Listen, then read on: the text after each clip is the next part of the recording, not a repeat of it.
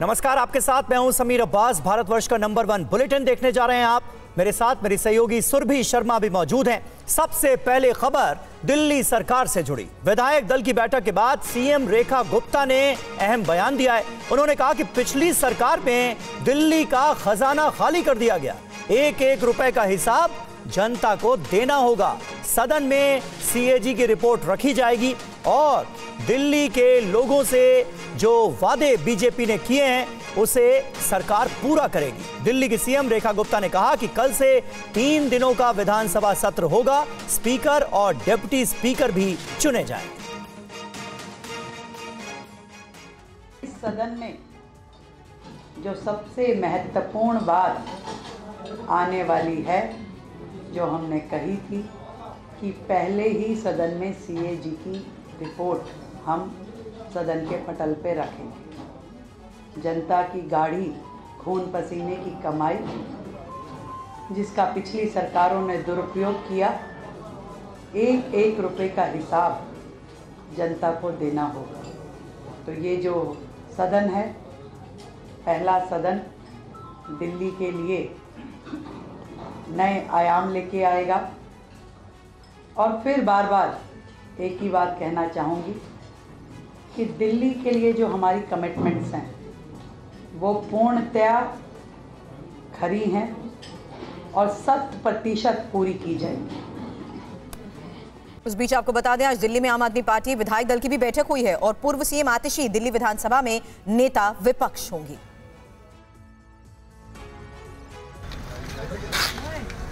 आज दिल्ली में आम आदमी पार्टी मुख्यालय में विधायक दल की बैठक हुई। इस बैठक में नेता प्रतिपक्ष के तौर पर आतिशी के नाम पर मोहर लगाई गई। पार्टी के राष्ट्रीय संयोजक अरविंद केजरीवाल भी इस बैठक में शामिल हुए। वहीं गोपाल राय ने कहा कि आतिशी को सर्वसम्मति से विधायक दल का नेता चुना गया। आज की इस बैठक में सर्वसम्मति से आतिशी जी को आम आदमी पार्टी विधायक दल के नेता के रूप में चुना गया है। वहीं आतिशी ने कहा कि आम आदमी पार्टी मजबूत विपक्ष की भूमिका निभाएगी। दल के नेता की जिम्मेदारी दी। दिल्ली के लोगों ने आम आदमी पार्टी को विपक्ष की भूमिका में चुना है, विपक्ष की भूमिका दी है। और एक मजबूत विपक्ष क्या होता है? जनता की आवाज असेंबली के अंदर कैसे उठाता है, ये आम आदमी पार्टी पूरी तरह से जिम्मेदारी को निभाएगी। और प्रधानमंत्री नरेंद्र मोदी ने आज एमपी के बागेश्वर धाम में कैंसर हॉस्पिटल का शिलान्यास किया। यह अस्पताल 200 करोड़ रुपए से ज्यादा की लागत से बनाया जाएगा। बागेश्वर धाम पहुंचने पर पीएम मोदी ने सबसे पहले बालाजी के दर्शन किए और पूजा अर्चना की। इसके बाद पीएम मोदी ने कैंसर अस्पताल की आधारशिला रखी। इस मौके पर कार्यक्रम स्थल पर बने विशाल पंडाल में हजारों लोग मौजूद थे, जिसमें मध्य प्रदेश के मुख्यमंत्री मोहन यादव और जगत गुरु राम भद्राचार्य समेत बड़ी संख्या में साधु संत मौजूद थे। बागेश्वर धाम के पीठाधीश्वर धीरेन्द्र शास्त्री ने पीएम मोदी का स्वागत किया और गड़ा गाँव के लिए आभार जताया। जो अमेरिका में अगली पंक्ति में खड़े होकर के वहां के प्रधानमंत्री भी ट्रंप कहते हैं the great prime minister of India. America में स्वागत पाकर अब एक छोटे से गांव गड़ा में आए हैं। ऐसे प्रधानमंत्री मिलना मुश्किल है जो गाय की बात करते, गंगा की बात करते तो गरीबों की भी बात करते हैं। ऐसे प्रधानमंत्री जी मिलना बहुत कठिन है, जो दल से नहीं दिल से देश की सेवा करते हैं। और बागेश्वर धाम के कार्यक्रम में प्रधानमंत्री नरेंद्र मोदी ने कहा कि एक वर्ग हिंदू धर्म का माखौल उड़ाता है और हिंदू आस्था से नफरत करता है। आजकल हम देख रहे हैं महाकुंभ की हर तरफ चर्चा हो रही है। महाकुंभ अपूर्णता की ओर है। अब तक करोड़ों लोग वहां पहुंच चुके हैं। करोड़ों लोगों ने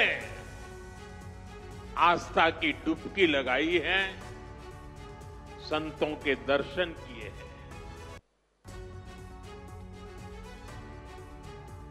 अगर इस महाकुंभ की तरफ नजर करें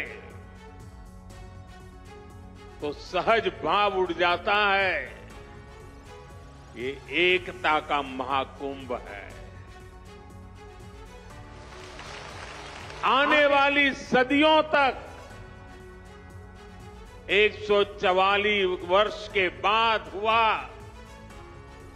ये महाकुंभ एकता के महाकुंभ के रूप से। और पंडित धीरेन्द्र शास्त्री ने पीएम मोदी को कैंसर हॉस्पिटल के उद्घाटन के मौके पर भी आने का निमंत्रण दिया है। धीरेन्द्र शास्त्री ने किस संदर्भ में पीएम से यह बात कही और उसका पीएम ने क्या जवाब दिया, सुनिए। और माता जी से बोले अब तुम्हारे मन में ये चल रहा है कि ब्याह हो जाए। उस वक्त तो हम नहीं कह पाए, तो हम कहेंगे हमारी बारात में आप भले ना।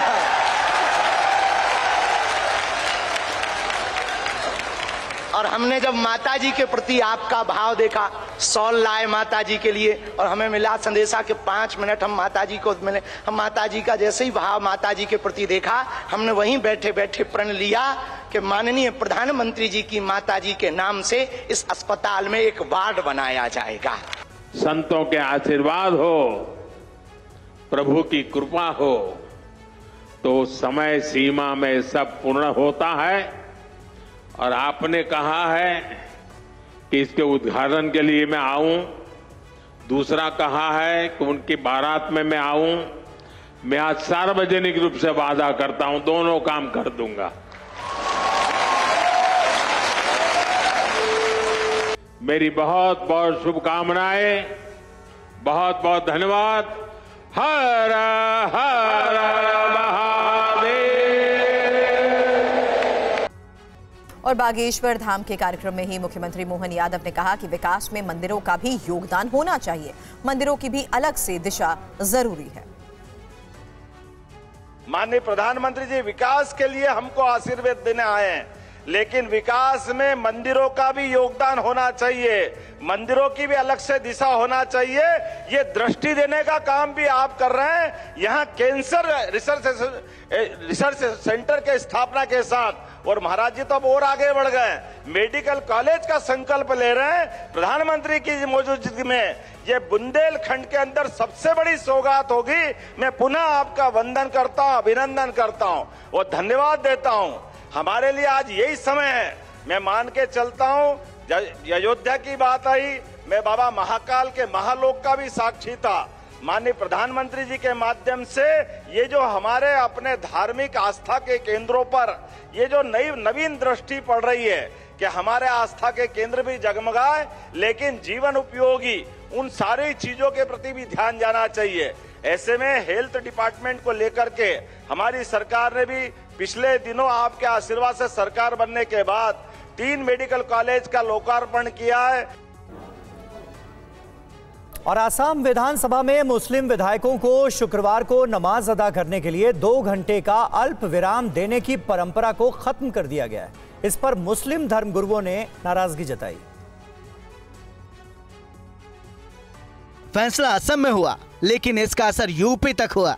हेमंत सरकार ने असम में मुस्लिम विधायकों को विधानसभा सत्र के दौरान नमाज के लिए मिलने वाले 2 घंटे के अल्प विराम को खत्म कर दिया है।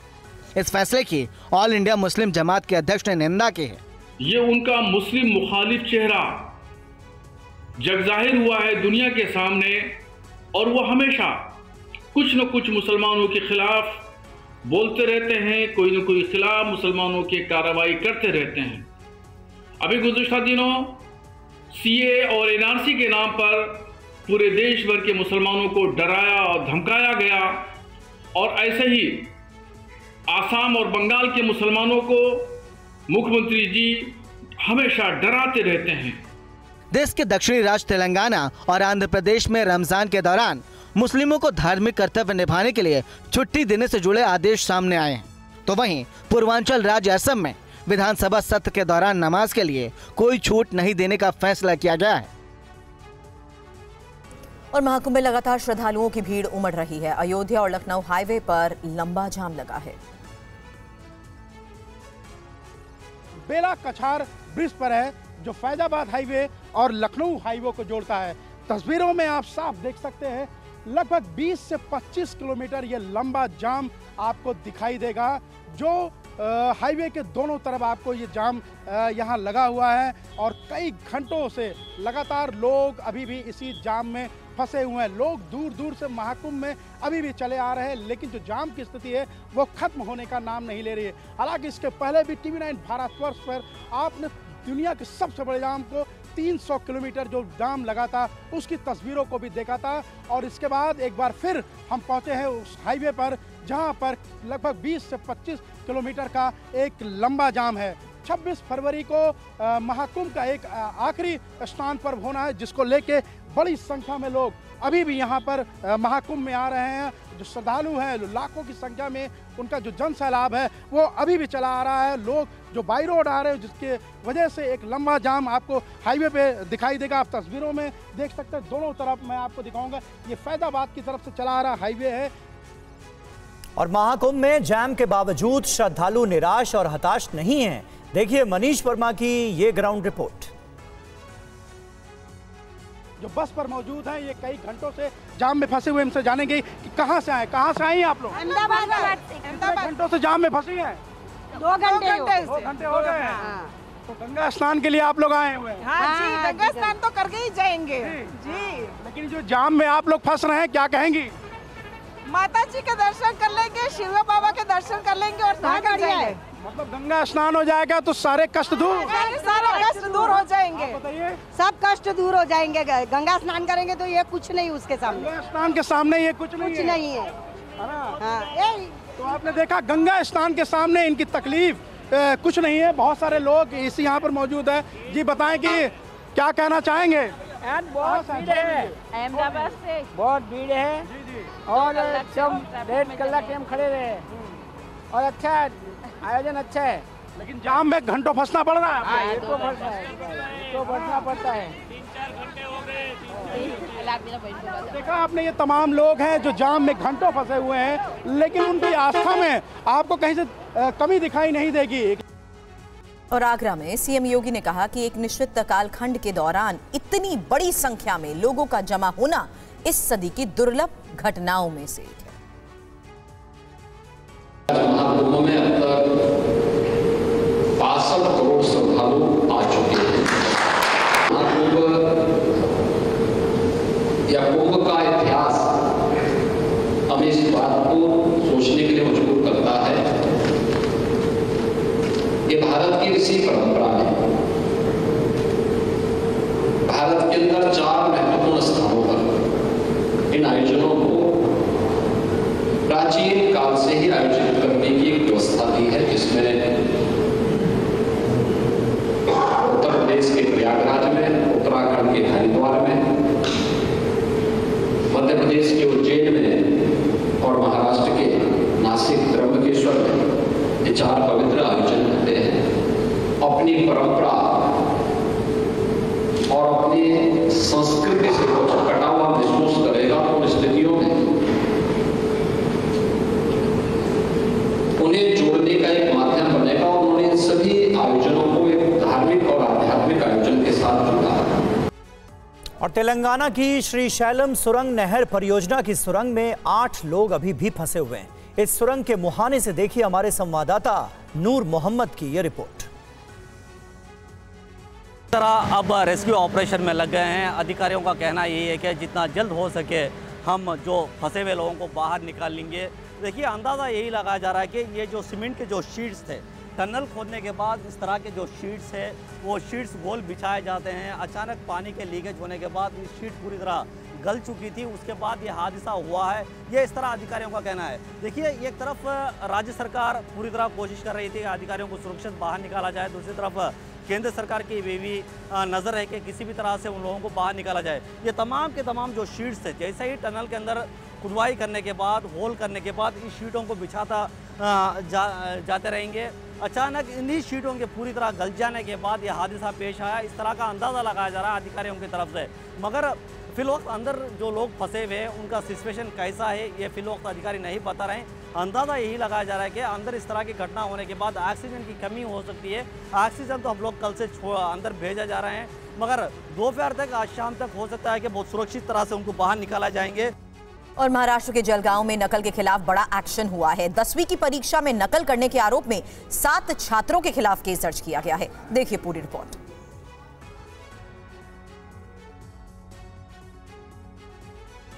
न कर कोई बोलने वाला नहीं है, ना कोई रोकने वाला है, ना कोई टोकने वाला है। परीक्षा में खुलेआम नकल का ये वीडियो महाराष्ट्र के जलगांव का है। परीक्षा केंद्र में छात्र नकल कर रहे हैं तो परीक्षा केंद्र के बाहर भी बड़ी संख्या में लोग छात्रों के पास पर्ची पहुंचा रहे हैं। ये तस्वीर 10वीं बोर्ड की परीक्षा की है। जलगांव के कोल्हे विद्यालय में परीक्षा में नकल करते 7 छात्रों के खिलाफ केस दर्ज किया गया है। आरोपी छात्रों में 4 बालिग और 3 नाबालिग शामिल हैं। इस घटना के बाद जिला प्रशासन ने परीक्षा केंद्र पर सुरक्षा बढ़ाने और सख्त निरीक्षण लागू करने के निर्देश दिए हैं। इसके साथ ही दोषियों के खिलाफ कड़ी कार्रवाई की जा रही है ताकि एजुकेशन सिस्टम की विश्वसनीयता बनी रहे और छात्रों के भविष्य की रक्षा हो सके। वहीं 7 छात्रों की केस दर्ज होने की वजह से पूरे महाराष्ट्र में सख्त संदेश गया है और इस एक्शन की पूरे प्रदेश में चर्चा है। वहीं मुख्यमंत्री फडणवीस ने साफ कर दिया है कि राज्य में नकल जैसी गतिविधियों को बर्दाश्त नहीं किया जाएगा और दोषियों के खिलाफ सख्त कानूनी कार्रवाई की जाएगी।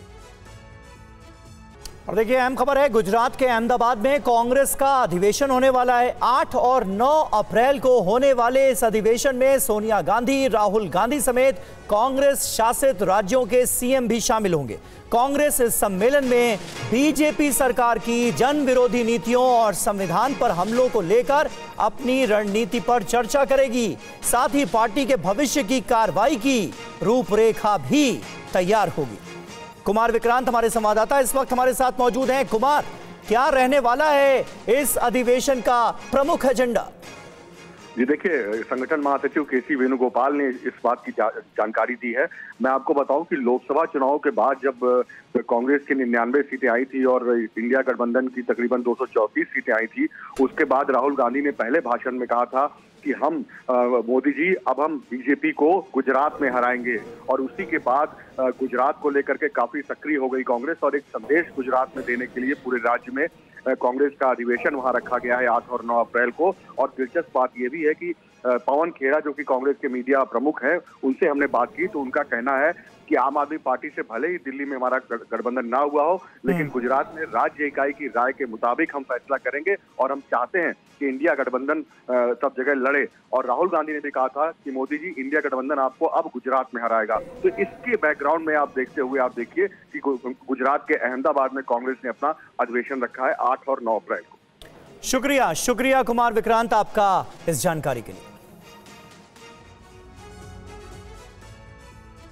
भारत में ई कॉमर्स मार्केट का विस्तार लगातार हो रहा है। एक रिपोर्ट के मुताबिक आने वाले 10 साल में भारत में ई कॉमर्स मार्केट 4 गुना बढ़कर $550 बिलियन हो जाएगी।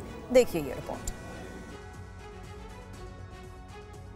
देश की अर्थव्यवस्था को रफ्तार देने में ई कॉमर्स कंपनियों की बड़ी भूमिका रही है। सरकार की नीतियों का असर है कि भारत में ई कॉमर्स कंपनियों को पैर पसारने का बढ़िया मौका मिला है। रियल एस्टेट कंसल्ट, एनरॉक और ईटी रिटेल की रिपोर्ट के मुताबिक 2035 तक भारत में ई कॉमर्स सेक्टर का बाजार $550 बिलियन के होने की संभावना है। 2030 तक इसके $345 बिलियन होने का अनुमान है। 2024 में ई कॉमर्स का बाजार $125 बिलियन था। रिपोर्ट में कहा गया था कि ई कॉमर्स की तेजी की वजह से इंटरनेट का लगातार विस्तार, स्मार्टफोन की बढ़ती खरीद, डिजिटल पेमेंट इंफ्रास्ट्रक्चर, टेक्नोलॉजी से वाकिफ युवा जनसंख्या, बढ़ता शहरीकरण, आय में बढ़ोतरी है। सरकार की डिजिटल इंडिया जैसी पहल और देश में लॉजिस्टिक और सप्लाई चेन नेटवर्क की मजबूती ने ई कॉमर्स सेक्टर में बूस्ट दिया है। बात करें भारतीय रिटेल इंडस्ट्री के मार्केट की तो 2035 तक इसके $2500 बिलियन होने का अनुमान है, जो कि 2019 के मुकाबले 3 गुना बढ़ोतरी होगी।